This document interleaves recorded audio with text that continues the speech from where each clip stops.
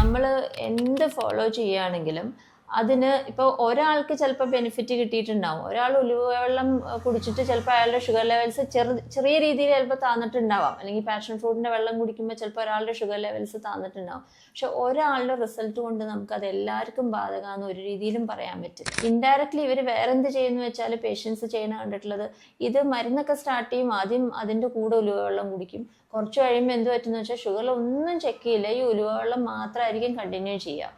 അവിടെ മരുന്ന് അവിടെ ബാക്ക്ഗ്രൗണ്ടിലോട്ട് ഇടും, ഭക്ഷണ നിയന്ത്രണം, വ്യായാമം അതും ബാക്ക്ഗ്രൗണ്ടിലോട്ട് ഇടുകയൊന്നും ചെയ്യില്ല. ഈ ഉലുവവെള്ളം മാത്രം കുടിച്ച് പിന്നെ വല്ല കോംപ്ലിക്കേഷൻസ് വരുമ്പോഴായിരിക്കും പിന്നെ, അല്ലെങ്കിൽ ഷുഗർ ലെവൽസ് വെറുതെ എപ്പോഴെങ്കിലും നോക്കി ഭയങ്കര സ്കൈ ഹൈ ആകുമ്പോൾ ഡോക്ടറെ അടുത്ത് വരും. മരുന്നിൻ്റെ കൂടെ നമ്മൾ ഷുഗർ ലെവൽസൊക്കെ എപ്പോഴും ചെക്ക് ചെയ്ത് അതിൻ്റെ കൂടെ ഇങ്ങനത്തെ ഹോം റെമഡീസിന് എന്തെങ്കിലും ഗുണമുണ്ടെങ്കിൽ അത് കിട്ടിക്കോട്ടെ എന്ന് പറഞ്ഞ് ഫോളോ ചെയ്യാന്നല്ലാതെ ഹോം റെമഡീസിനെ മുകളിൽ ഡിപ്പെൻഡ് ചെയ്ത് നമ്മൾ ആധികാരികമായിട്ടുള്ള സയൻസ് പറയുന്ന കാര്യങ്ങൾ ചെയ്യാതിരിക്കുക എന്ന് പറയുന്നത് ഒരിക്കലും ചെയ്യരുത്. അത് അഡ്വൈസ് ചെയ്യുന്നില്ല.